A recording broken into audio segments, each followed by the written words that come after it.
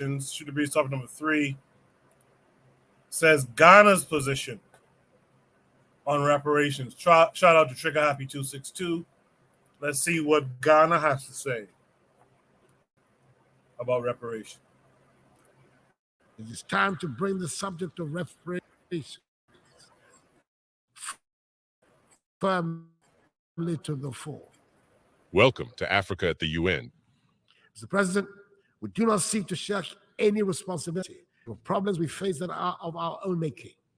And it bears repeating that we are not craving for sympathy, and we do not want to be a scar on anybody's conscience. But we cannot, and the world should not pretend that the present-day economic and social conditions of Africa have nothing to do with the historical injustices that have fashioned the structures of the world.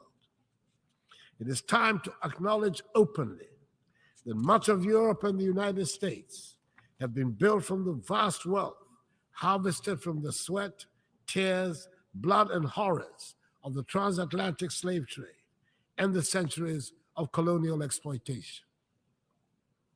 Maybe we should also admit that it cannot be easy to build confident and prosperous societies from nations that for centuries have their natural resources looted and their peoples traded as commodities. For centuries, the world has been unwilling and unable to confront the realities of the consequences of the slave trade. But gradually, this is changing, and it is time to bring the subject of reparations firmly to the fore. Granted, the current generations are not the ones that engaged in the slave trade, but that grand inhuman enterprise was state-sponsored and deliberate, and its benefits are clearly interwoven with the present-day economic architecture of the nations that designed and executed it. Reparations must be paid for the slave trade. No amount of money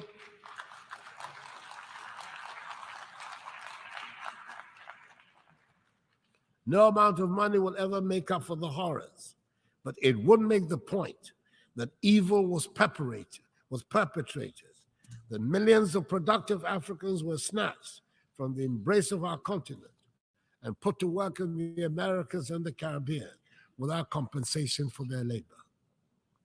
If there are any hesitations in some minds about the paying of reparations, it is worth considering the fact that when slavery was abolished, the slave owners were compensated for the loss of the slaves because the human beings were labeled as property, deemed to be commodities. Surely, this is a matter that the world must confront and can no longer ignore. The African Union has authorized Ghana to hold a global conference on the issue in November in Accra. It is probably also the time to return to that vexed subject of illicit financial outflows out of the continent of Africa. I refer to the report of the panel chaired by the highly respected former South African President Thabo Mbeki on the illicit flow of funds from Africa, which states that Africa is losing annually more than 88 billion United States dollars through illicit financial outflows.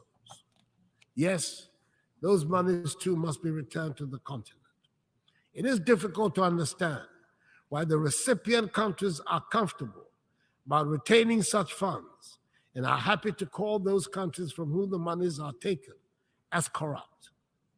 I believe that a joint task force of the African Union Commission and the OECD Secretariat under the auspices of the United Nations should be charged to find ways of stopping the damaging outflows. Mr. President, before the pandemic, we, like many other parts of the world, were making progress with the 17 SDGs, and we have good reason to believe we will achieve the 2030 target. Today, the picture we have on our performance is not very bright.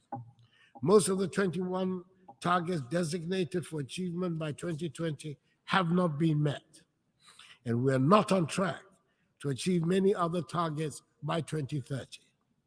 According to the 2023 SDG report, Just 12% of the SDG targets are on track to be achieved.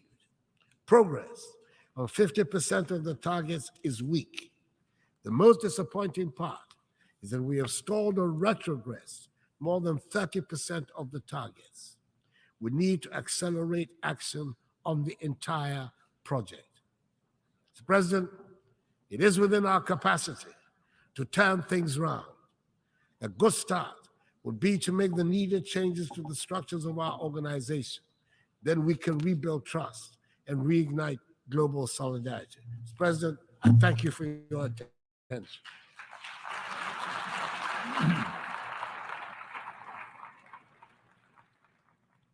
On behalf of this assembly, I wish to thank the President. Firmly to. All right. Ghana's position on reparations. That should have been topic number 3. Trigger Happy 262 plus said, what did he say? He said, don't trust the guy. Why can't I find a comment? Oh, yeah. He says, LOL, don't take the fraudster seriously. He is destroying the country right now. He says, if he's destroying if he's destroying Ghana right now, no way is his call for reparations meaningful. It should be the position of our African leadership who are revolutionary and powerful. Trigger says, his ideal vision is that Africans become powerful and we use reparations to make Europe into a backwater in order to protect ourselves for potential retaliation. He had more to say, but it's more so to clarify that last point about backwater or not. But that should be topic number 3. RBG, what did you hear from Ghana's president? Well, I mean, I'll be honest. I was kind of distracted doing something else. I was thinking about what I was saying. But, I mean, if Trigger Happy is correct in what he's saying, then it's like, this is why the UN, you know what I'm saying? I know the UN that's that globalist Rockefeller money. That's that, you know what I'm saying? A whole bunch of rich folks saying that, well, y'all really don't actually have power. So we'll just make this building and this pretty little thing where like, we'll like come around and act like, everything's the same. Everything's, United Nations, the kids, UNICEF, everything, the weather, make sure that the elephants is okay. And, the UN is blue and white and it's pretty and, everyone comes together. But it's not really like affecting like everyone's day to day, make sure that they eat, that they, it's just the idea like, it's just the fact that, the white folks recognize that like they're able to like attract people to New York City and do all this stuff here in this country for whatever reason. Cause I mean, I grew up, thinking that the UN was about something, but it took me, good 20 odd years to realize, the UN ain't nothing. It's just, it's whole fraud, it's whole racket. I mean, it's not, world leaders may go there, but there's no world policy. And even if there was, I don't want Africa to worry about world policies. You know what I'm saying? African people need to worry about African territorialism and the things surrounding it, and anything that would be coming from wherever that would, cause it the problems. But like Africa don't need to worry about world policy per se. I mean, it's just a way, it's a way of like, nullifying actual like counter arguments. You know what I'm saying? The UN only does things that bring in, the UN peacekeepers went to Haiti, brought in the cholera. The UN is no good. It's no good, man. The UN, is just nasty. It does all kinds of atrocious things. UN peacekeepers, that's not a good thing. It's not a good thing. I was just saying in the chat, it's like, you know what I'm saying? It's like when you have a good leader somewhere, if you another country, you'd be like, man, if he could actually just come here, I mean, even though things is different, it's just like, people is people. If you good in one country, you might be good in another one. The idea like, yo, I done my 4 years here. I'm about to, people know that you're good. And that's the whole idea that like everyone should have their own stuff. And I mean, to the best of your ability, you don't need to be nosy and spending literal time focusing on other people when you can be focusing on yourself, literally, in your own spaces. But when you have ears and sound travels across borders and shit. So you hear the geopolitical echoes of the people. You know what I'm saying, reverberating beyond countries in Africa. So it's like you hear and you see people, and there's good leaders who I swear other African people like, man, I wish I had him on my team. That's what I'm saying. Like you have people like your lieutenants,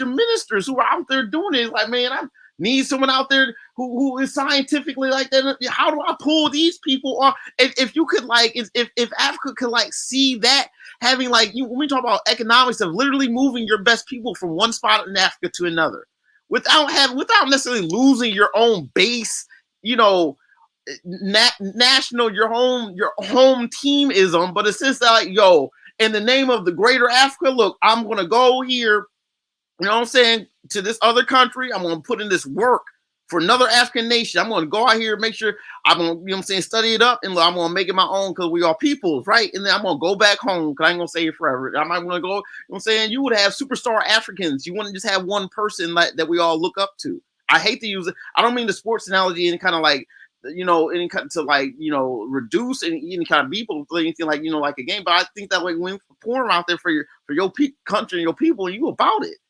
If you really about this, we can't look. I think that when we say African nationalism, I mean, it's a colonialism.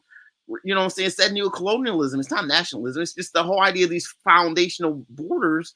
I think about it. I think about it a lot. The whole colonialism back in the Caribbean. Why are our African people really is it really that hard to say African people we really don't need this border right here between me and these other three people. I'm just gonna say look, I know y'all trust us, right? And y'all can just come in here as people, right? And just do what y'all do.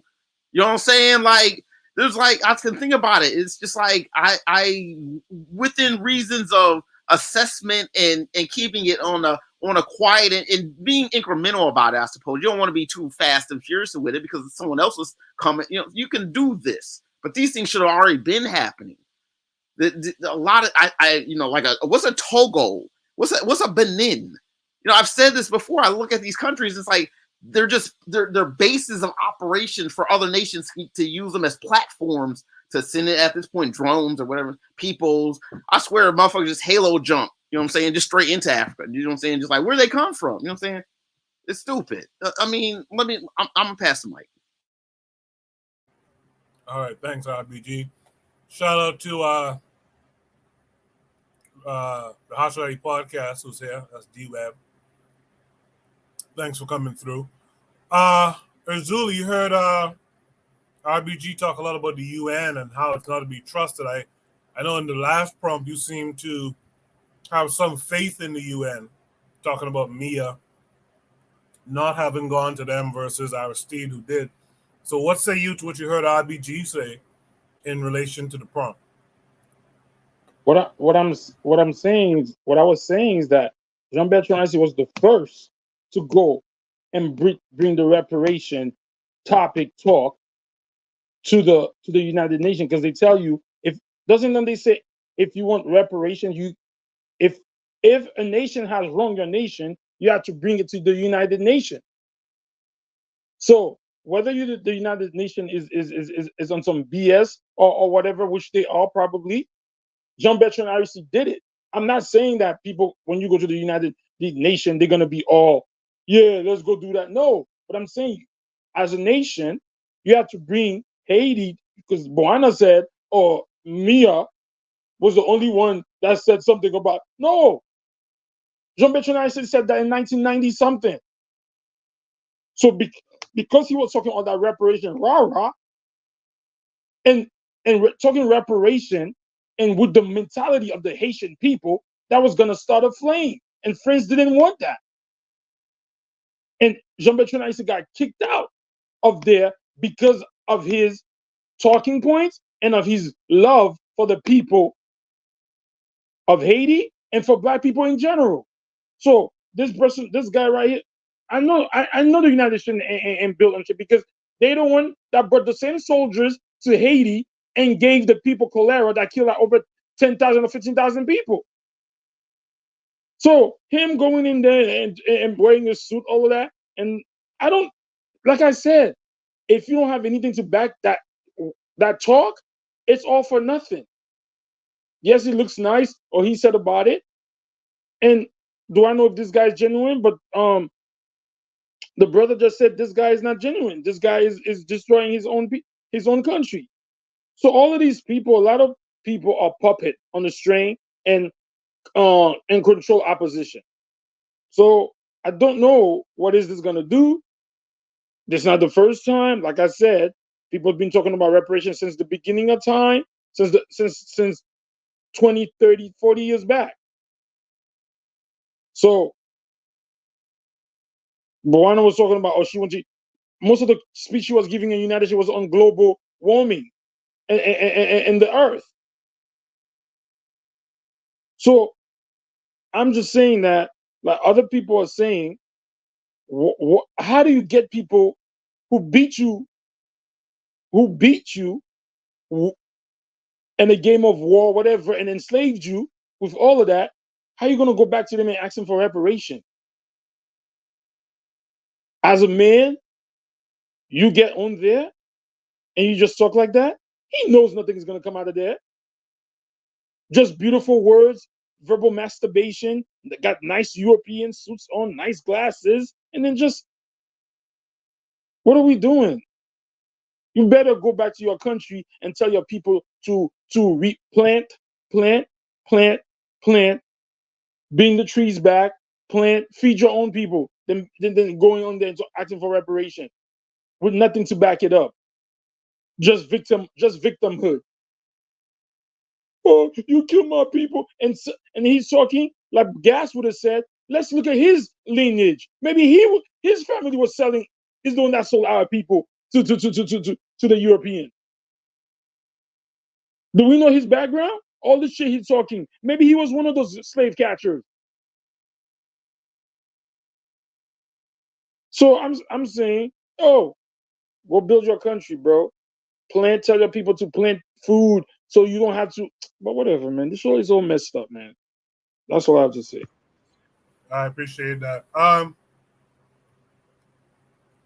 Yeah, the guy does look kind of like King Kai from Dragon Ball. Let's go to Black Steel. Black Steel, Ghana's position on reparations. What say you? Well, I would just repeat what I said on the previous prompt, that reparations without a means to punish people who don't pay it is just begging. I mean, he talks a good talk, and it sounds good. And he's right, but overall, without power, you can't really. You're just talking trash. You're just asking. You're begging. Please acknowledge what you did to us. It was wrong a long time ago, and you shouldn't have done it. And you should pay us. Yeah, they should pay. And these crackers know that what they did was wrong, but they don't care, and you can't make them pay. And the way the United Nations is set up, especially the Security Council, is that there's 5 permanent members on the UN Security Council: United States, Russia, Great Britain, France, China. All of these countries have veto power.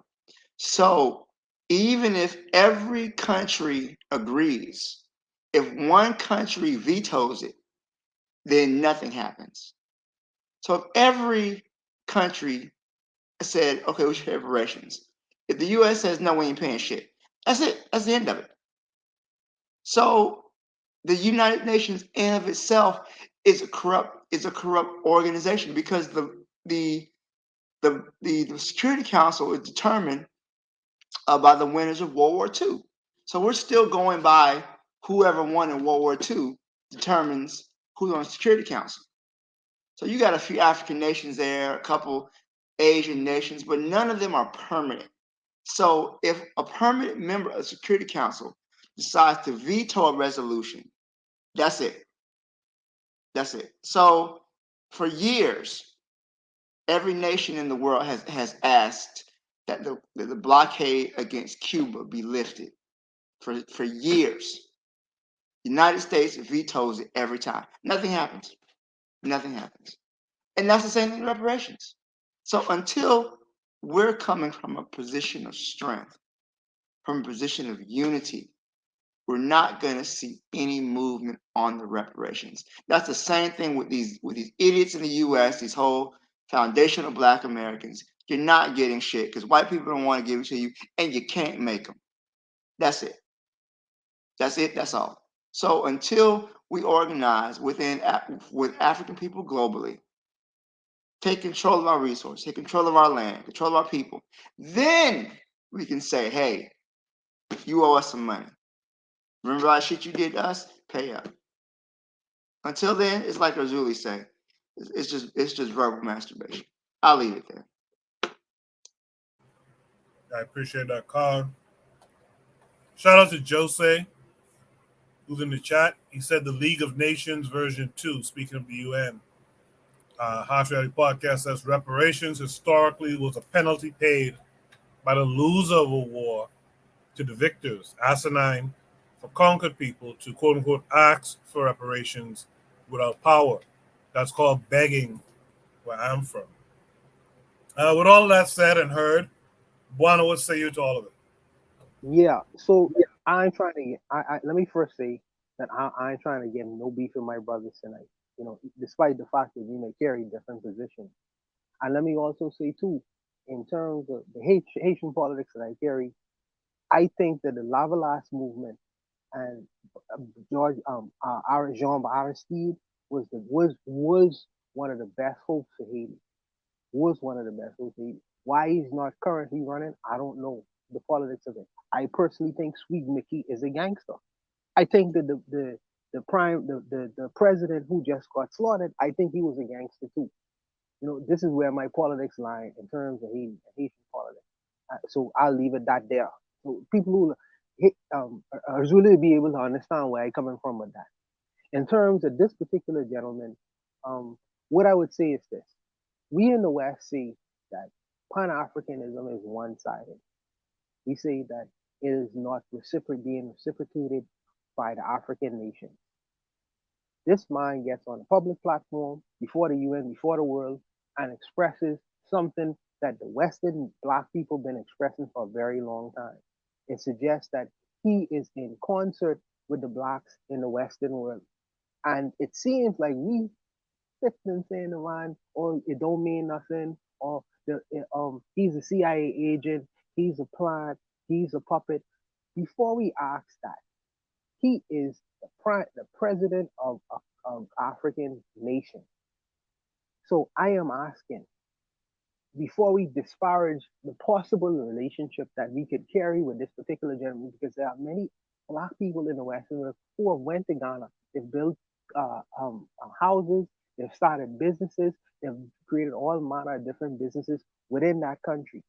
His acknowledgement is something different from most leaders of the Western world and most Black leaders who even speak on these kinds of issues and matters.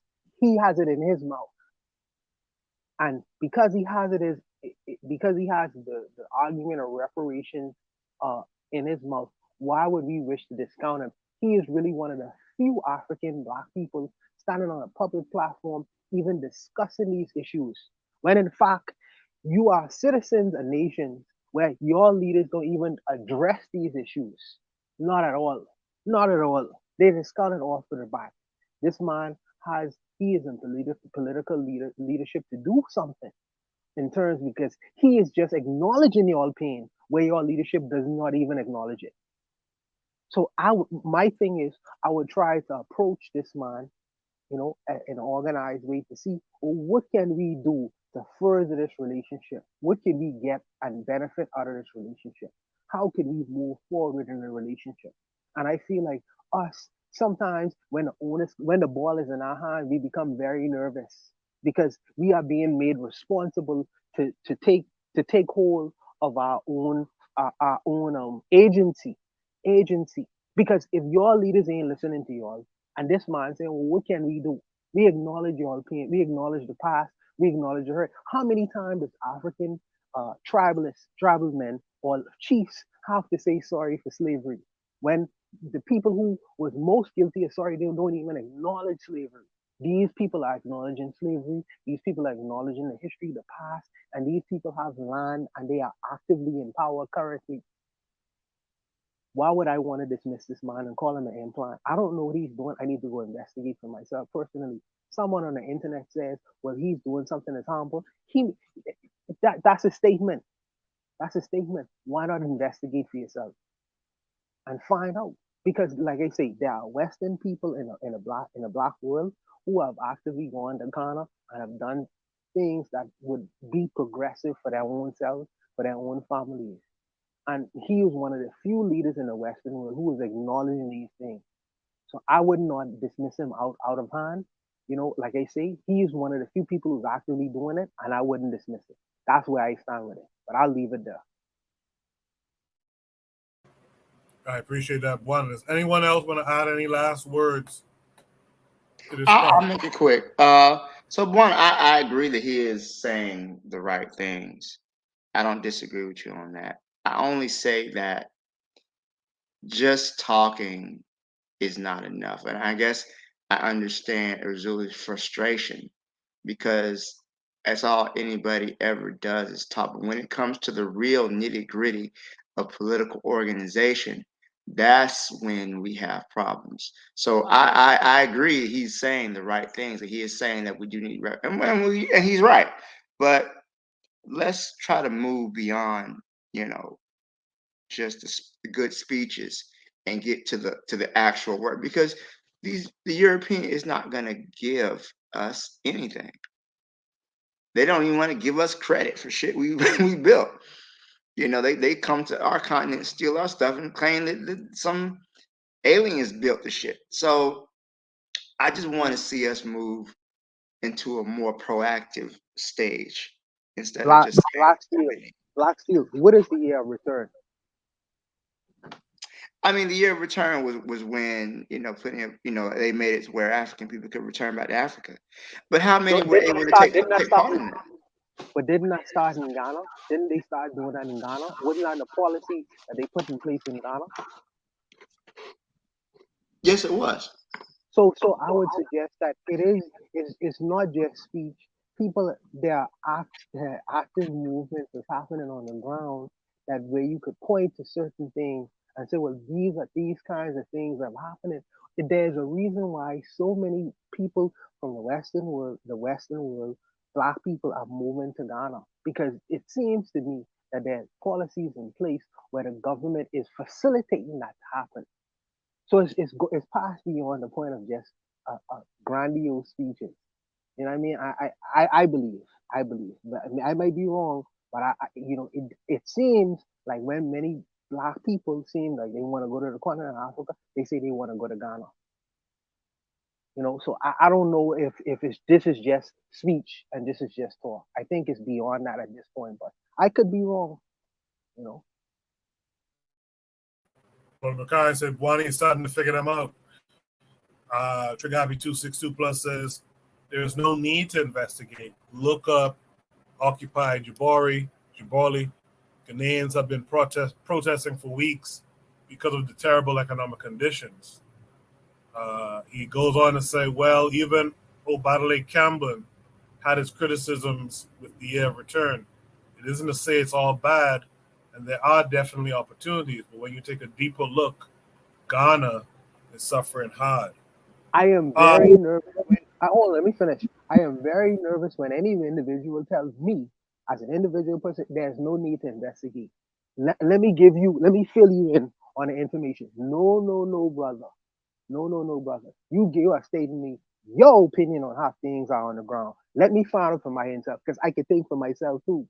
You know what I mean? So what you may find, I may find something completely different. Our experiences may be vastly different. So let me do some investigation. Encourage me to investigate and search out. And we in the Black community, we too fast to say, well, don't research, don't do your due diligence. No, we need to be a due diligent kind of people. We need to be an investigatory kind of people, because it's too much we've been falling for what somebody say, a certain thing is. No, man, I have a brain in my head. I can investigate for myself and draw my own conclusions. I'll leave it there, Koku. Sorry for interrupting you. It's all right. For time consideration, let's go on to shoot the breeze topic number 4.